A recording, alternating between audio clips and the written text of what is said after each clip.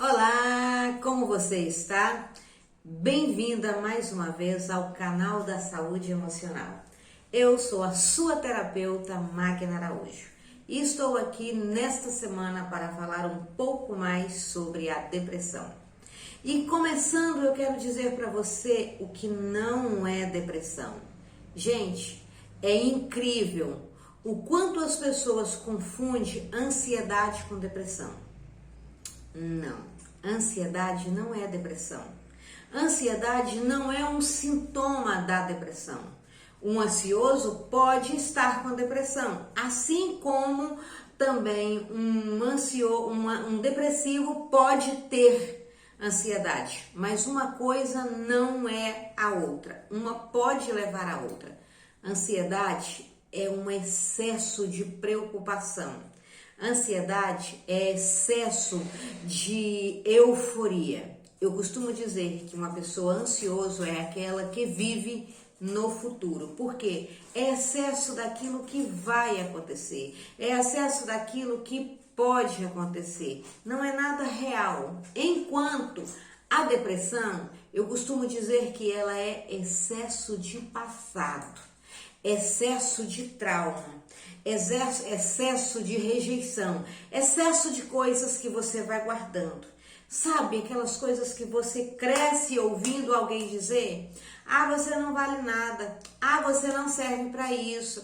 Você não vai conseguir. E a pessoa acaba sendo esponja, absorvendo aquilo e transformando aquilo numa tristeza muito profunda.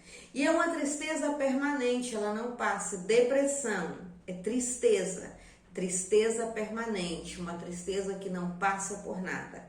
Essa pessoa pode estar no meio de uma multidão e mesmo assim ela se sentir vazia.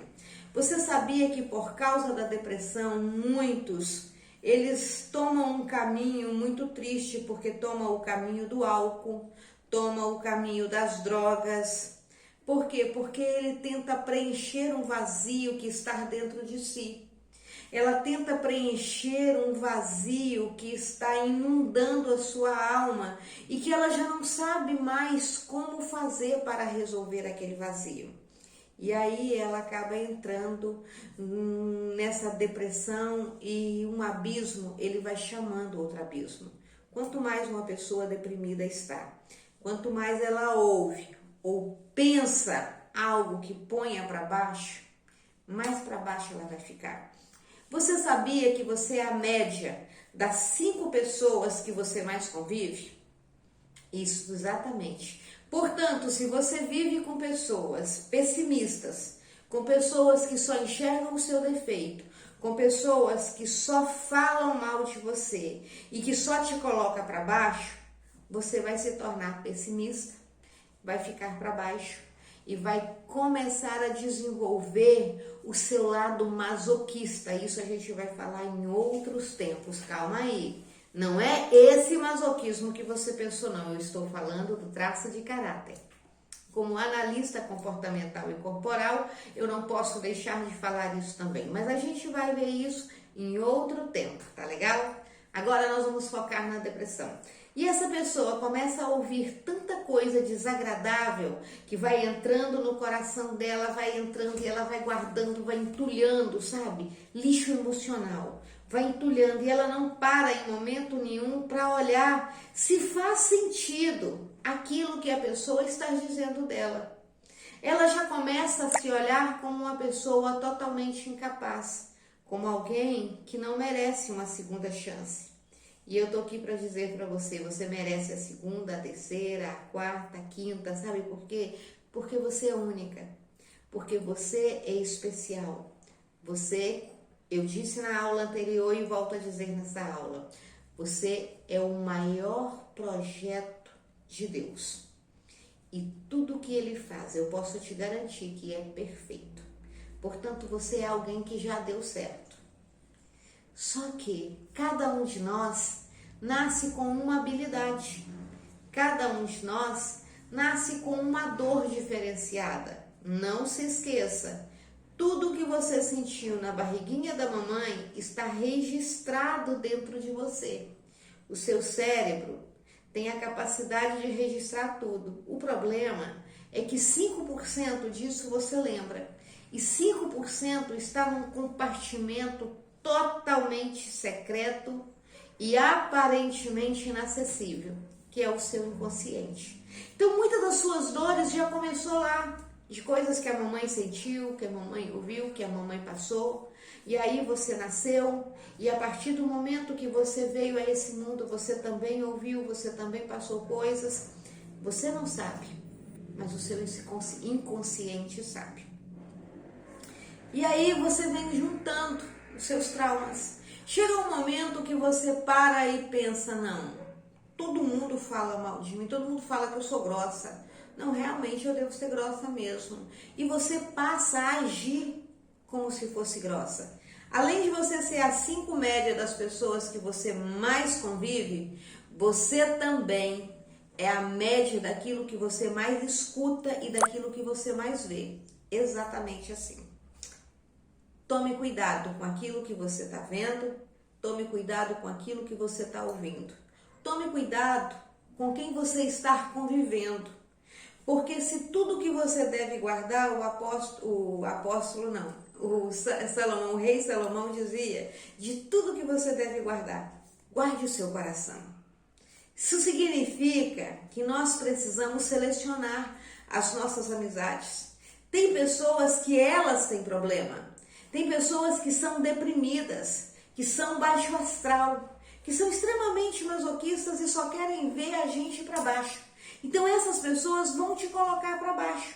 Se você sabe que é assim, para que então conviver com alguém que só vai te destruir? Só vai ver o que você tem de pior e só vai fazer com que você enxergue o que você tem de pior. Eu convido você a fazer ali um detox. Nesse momento, faça um detox na sua lista do WhatsApp. Aquelas pessoas com quem você conversa mais, sabe? Olha realmente quem é que te põe pra cima. Olha realmente quem é que torce por você. Sabe? Aquela lista de amigos do final de semana onde você sai para se divertir. Faça um detox. Comece a olhar se essas pessoas realmente estão torcendo por você. Comece a olhar se elas estão colocando você lá em cima ou se elas estão apenas despejando o seu lixo emocional em cima de você. Você sabia que isso também faz com que você se torne uma pessoa depressiva? A pessoa pessimista faz com que o outro se torne pessimista. O depressivo acaba passando pra gente aquela energia depressiva dela e se você convive demais, você acaba se tornando uma pessoa totalmente depressiva. Como eu disse para você, existem vários tipos de depressão. E cada uma delas se manifesta de uma forma, traz alguma coisa para o seu coração, para o seu corpo. Uma coisa é certa. A depressão é o mal deste século e ela está nesse momento, pós-pandemia principalmente, a maioria das pessoas estão sendo destruídas. Aqui na minha cidade, quantos jovens cometeram suicídio por causa de depressão? A pandemia trouxe uma instabilidade tão grande para nós. Imagina, o ser humano, ele foi feito para ter contato com o outro ser humano, para olhar dentro dos olhos. Sabe, o ser humano foi feito para abraçar. O ser humano foi feito para pegar na mão, para ter contato. Deus nos fez assim, para nós termos contato uns com os outros. Por isso a Bíblia diz que nós devemos viver em união. Mas só que nesse momento pandemia, nós fomos obrigados a nos afastar. Fomos obrigados a nos trancar dentro das nossas casas e temer a tudo e temer a todos. É incrível. Mas houve momentos que a gente, eu creio que assim como eu, você também deve ter se pegado em algum momento que você chegou do mercado e se viu lavando com a buchinha de sabão além do álcool, cada pacotinho de arroz que você comprou, cada fruta, cada pacotinho de sal, de açúcar, de macarrão. Exatamente assim a gente dava. E quando alguém chegava até nós já saíamos carregando conosco algo que não podia faltar mais. Olha só, nós saíamos carregando conosco um vidrinho de álcool em gel.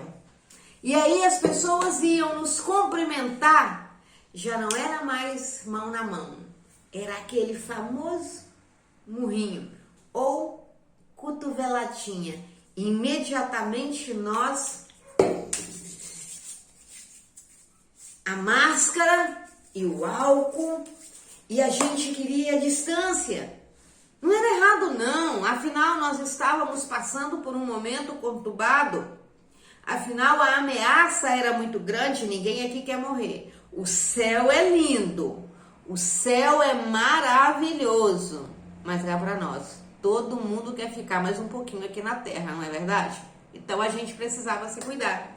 E com essa história de nos cuidarmos, de não termos mais contato com as pessoas, com essa história de isolamento, nós fomos entrando cada dia mais no funil da depressão e fomos nos sentindo mal, porque faltava algo, faltava contato. Bater papo por telefone já não era tão interessante, porque cada vez que a gente ligava para alguém ou passava um zap para alguém, a notícia era estarrecedora. Os nossos amigos, os nossos familiares estavam partindo, nos deixando sem tempo para que nós pudéssemos nos despedir. Isso foi algo terrível, foi um mal que assolou a terra, que foi algo desesperador. E esse algo desesperador mexeu com a nossa emoção, mexeu com a nossa mente, mexeu com a nossa confiança no Criador. Por um lado eu confio em Deus, mas eu não vou largar o meu algo. Por um lado eu confio que Deus está me guardando, mas é melhor eu não receber visitas. Por um lado eu confio em Deus, Ele é o Deus do impossível, Ele ressuscitou Lázaro, mas eu não vou correr o risco, vai que Ele não me ressuscita. Foi exatamente assim que nós ficamos. E por ficarmos assim, foi uma mudança de comportamento. E sabia você que mudanças de comportamento, elas podem exercer uma auto-influência sobre a depressão em nós? Porque nós estamos acostumados a algo. Estamos na nossa zona de conforto, sentados, e está tudo maravilhosamente bem. De repente, a gente foi sacudido, foi obrigado a sair às pressas da nossa zona de conforto. E saindo às pressas da nossa zona de conforto, a gente já não sabia mais como se comportar. Outro fator que foi decisivo para esse momento, para a depressão assolar a terra nesse momento, foram as tragédias. Quanta tragédia! Quem não chorou por um familiar ou por um amigo? Quem não chorou de desespero ao saber que estava com Covid-19 ou ao pensar que poderia estar ou ver alguém do lado? Quem não se desesperou diante de uma gripe? Quem é alérgico? Quem tem problemas nasais, como é o meu caso, era uma corda bamba. As emoções estavam totalmente fora de controle. Isso contribuiu para que nós pudéssemos ter chegado a um nível de depressão profunda. Outro fator da depressão que também nos leva muito a entrar numa depressão e a ficarmos lá, talvez por semanas, por dias, por meses, é o desemprego, é a condição financeira.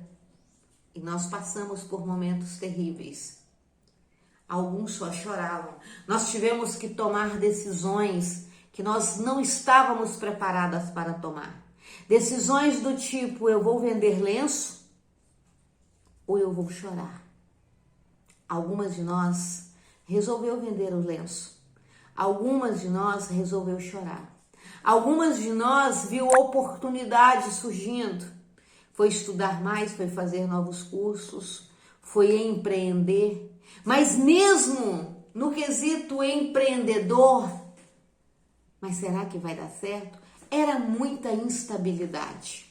A instabilidade, para você que está me ouvindo, fique atenta.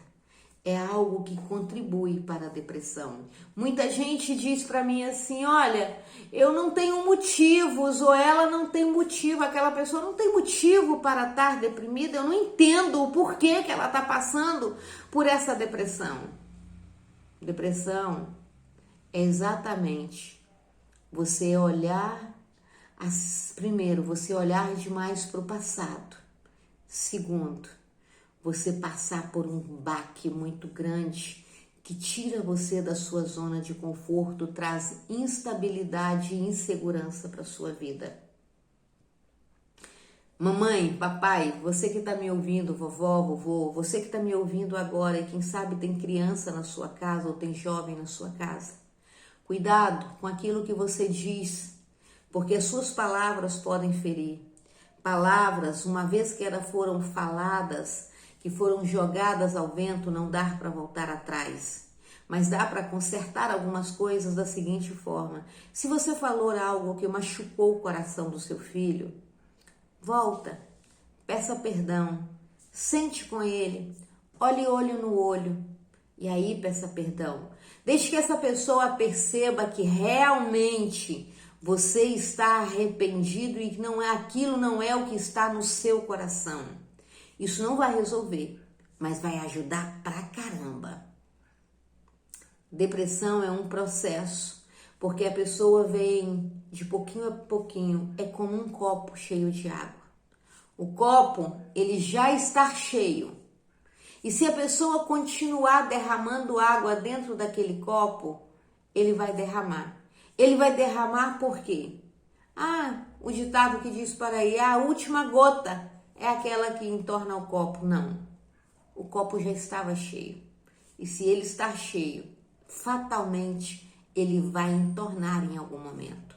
Marido, mulher, se você falou algo para sua esposa, para o seu esposo que você ofendeu, feriu, faça um favor para você. Vá lá, peça desculpas, peça perdão, se explique, coloque o orgulho de lado, porque isso vai fazer muito bem para quem foi ferido. A depressão começa com pessoas colecionando mágoas, colecionando desculpas que não foram pedidas, colecionando feridas que foram feitas por quem elas amavam. A decepção pode levar a pessoa a uma depressão muito profunda. E uma vez que você está na depressão, é difícil sair dela. Você que esteja talvez passando por um momento de uma tristeza persistente, e eu quero falar aqui para você sobre algo que às vezes as pessoas não dão por fé, elas não percebem a tempo os sintomas da depressão. Depressão é uma tristeza constante. Nada vai fazer com que aquela pessoa se sinta bem. Olha, como eu disse para vocês, eu passei por depressão. Hoje eu sou evangélica, hoje eu sou até pastora, mas eu não nasci cristã, eu não nasci evangélica. E eu aprendi que depressão, a gente curava ela primeiro com os remédios, com os famosos tans da vida, e também você sair para se divertir. Você toma uma cervejinha hoje, você toma um chopp amanhã, você fuma um cigarrinho hoje por curtição, você vai a uma festa hoje você dança um forrozinho, hoje você vai para um churrasquinho, hoje você vai sair com as amigas, com os amigos, e vai curtir a vida. Enquanto você está ali, é uma maravilha. Por quê? Porque você se força a se sentir bem. Mas no momento que você sai dali, que você não precisa fingir para ninguém, você se sente ainda pior do que antes. Sabe por quê? Porque você se sente uma fingida. Porque você vê que você estava vivendo uma fantasia. Você se sente enganando as pessoas ao seu redor. E você se sente na obrigação de cada vez mais entrar por aquele mundo de fingimento, de falsa alegria, porque você não quer que as pessoas te vejam mal, porque a depressão, infelizmente, ela é mal vista por muitos. Eu sofri muito com isso. Sofri porque eu já ouvi pessoas dizer que era manha. Sofri porque eu já ouvi pessoas dizer para mim, é falta de Deus. Sofri por ouvir pessoas dizer para mim, a Magna tá só endemoniada. E isso me feria profundamente, porque eu sabia que não era. Eu não era daquele jeito porque eu queria ser daquele jeito. Eu não vivia com crises de choro, de pânico, de ansiedade. Eu não queria passar a minha vida, os meus dias debaixo de uma cama escondida. Eu não queria aquilo para mim. Eu queria viver como todo mundo vivia, ter alegria de viver, sabe, compartilhar a alegria, estar com a família, com os filhos, sabe, ser pura, verdadeira e aproveitar o máximo da vida. E o depressivo, ele sofre. Ele sofre tanto porque quando ele começa a perceber que ele não é entendido e que ele é taxado por um monte de coisas, ele começa a sentir uma forte atração pela morte. Louvado seja Deus, no meu caso, o Senhor nunca deixou que eu chegasse de verdade a cumprir, a fazer algo que não tivesse mais volta, apesar de eu ter tentado várias vezes.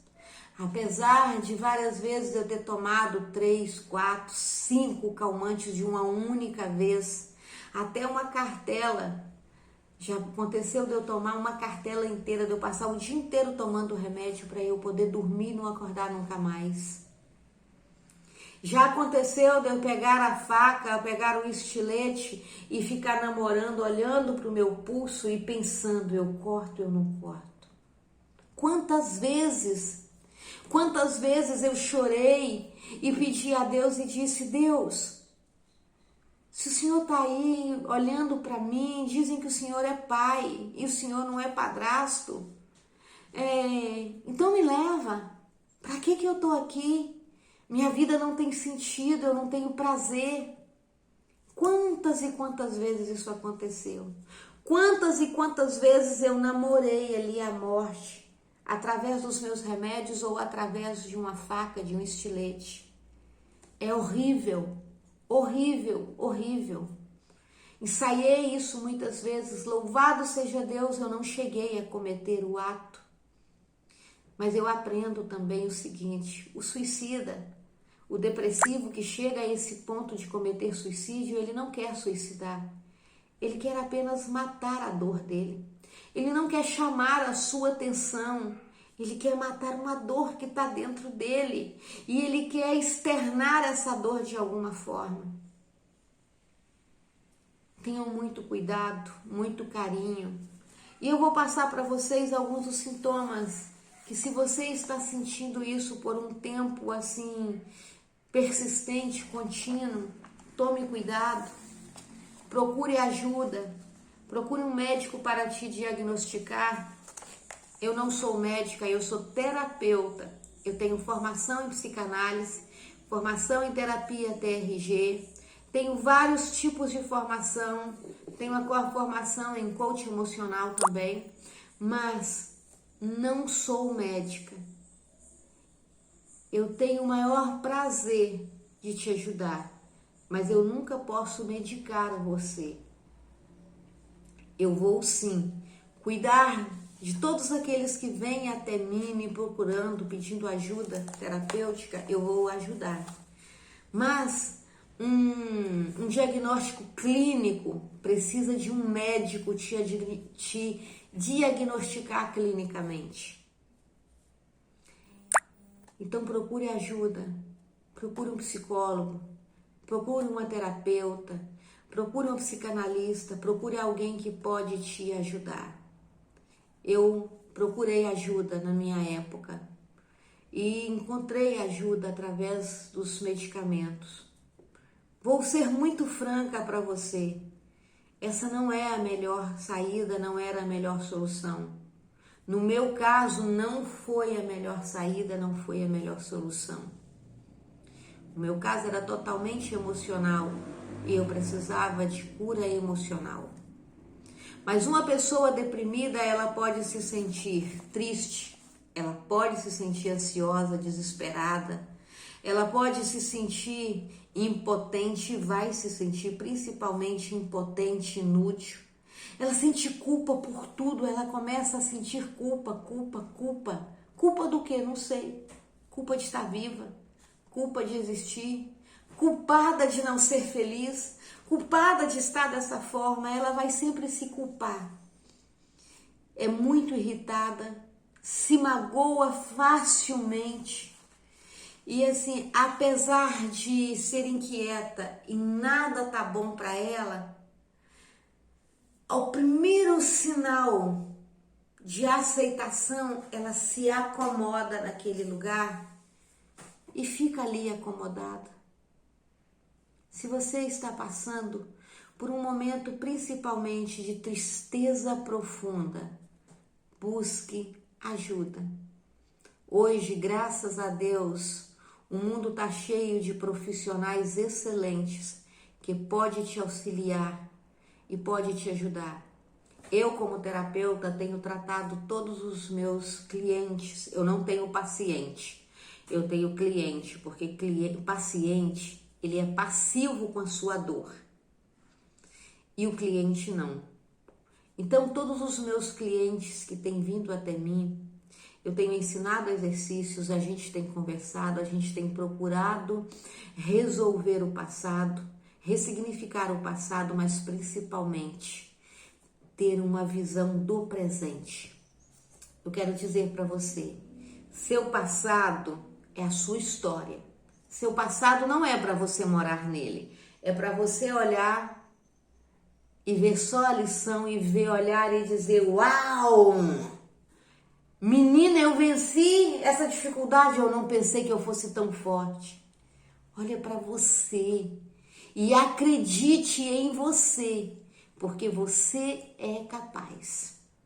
O seu futuro, você deve planejá-lo, mas viva no futuro só 20%.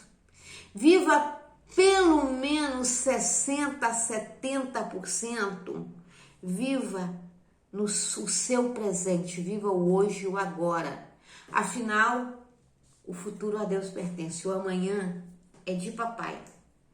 Hoje é o dia que ele te deu para você ser feliz. Então você tem que levantar todos os dias e agradecer a Deus todos os dias pela vida maravilhosa que ele te deu. E lembrar sempre, crítica nenhuma pode te fazer parar. Ninguém deve te fazer parar. O depressivo, ele tem a tendência a acreditar nas coisas que os outros falam dele, acreditar, olhar para ele com a visão do outro. Experimente mudar isso e olhar para você com a visão de papai. Sabia que você é feita, você foi criada, você nasceu à imagem e semelhança de Deus? Eu tenho aqui no meu espaço terapêutico um espelho. Eu vou virar minha câmera um pouquinho e vou mostrar o meu espelho para você rapidamente. Dê uma olhada. Olha que espelho mais bonito, bem florido. Esse espelho, ele está aqui para o seguinte: ele está aqui porque cada vez que eu percebo que a minha cliente, o meu cliente, ele está se autodesvalorizando e não está enxergando o valor que ele tem, eu faço essa pergunta para ele. O que Deus é para você? Deus é bonito ou Deus é feio? A maioria das vezes as pessoas me respondem assim, Deus é lindo, Deus é perfeito, Deus é maravilhoso, é o ser mais lindo que existe. Aí eu digo para ele assim, então olha para esse espelho e diz para mim o que você vê. Você disse que Deus é lindo, que Deus é maravilhoso, que Deus é perfeito. Então olha para esse espelho. E quando você olhar para esse espelho, olhe e analise, seguindo essa lógica de pensamento que eu vou passar para você. Esse conhecimento que vai mudar a sua vida. Você é a imagem e semelhança do Criador. O Criador é Deus. E agora? Quase sempre as pessoas olham e falam para mim, eu nunca tinha pensado nisso. Eu nunca tinha prestado atenção nisso. Depressão, a gente cura ela virando uma chave aqui dentro. Por isso que Romanos 12:2 diz pra gente assim, não vos conformeis com esse mundo, mas transformai-vos pelo poder do vosso entendimento. Transformai o vosso entendimento pelo poder do Espírito Santo, é o que eu digo para você nesta hora. Nós precisamos aprender quem nós somos, nos redescobrir. Eu curei a depressão completamente minha, quando eu descobri o meu verdadeiro valor, quando eu descobri quem eu era para Deus. Sabe, foi mudando tudo aqui dentro de mim.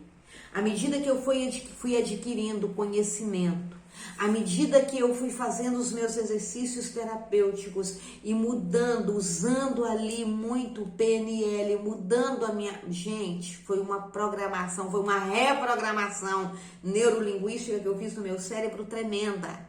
E hoje podem dizer que você fala fino, você canta feio. Um dia na igreja, o louvor cantando, os meninos cantando, e eu peguei o microfone e eu olhei para o menino, e eu estava pregando, e eu olhei para ele e disse para ele, filho, deixa eu falar para você, vamos cantar aquele louvor tal, e eu puxei o louvor.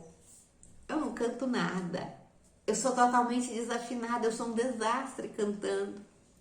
Aí, quando terminamos o culto, ele chegou para mim e disse para mim assim, pastora, pregando, cantando, você é ótima pregando. Canta não. Em outros tempos eu ficaria arrasada. Mas naquele momento eu olhei para ele e eu disse assim, bobinho, eu não cantei para você, eu cantei para papai. E ele achou a minha voz a coisa mais linda do mundo e não estava desafinado. Ele amou. Sabe por quê? Porque foi curada a rejeição, sabe? Hoje eu me olho e o mundo pode dizer o que quiser, mas eu sei que os planos dele, os sonhos dele são maiores e melhores do que os meus e de todos à minha volta. Deus não erra. Você é um projeto dele.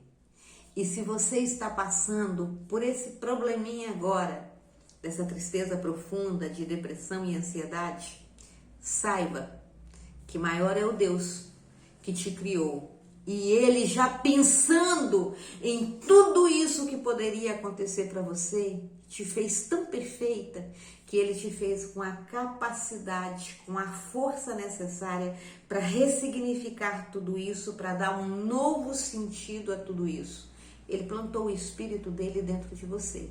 Volto a dizer, eu não estou falando de religião. Eu estou falando de algo muito maior do que isso. Eu venci. Você venceu. Você vencerá. Jesus venceu, por isso eu venci. E nos ensinou que nós todos podemos vencer. Não fica triste, não fique desesperado, porque você vai vencer. Porque maior é o que está em você do que o que está no mundo. A força que você necessita, ela está dentro de você. E nós vamos, nesta semana, virar a chave. E você vai, ao final desta semana, dizer para mim: você tinha razão, Magna. Realmente, as coisas agora têm outro sentido na minha vida. Até o próximo amanhã, tá bom? Beijo, fica com Deus e tchau, tchau.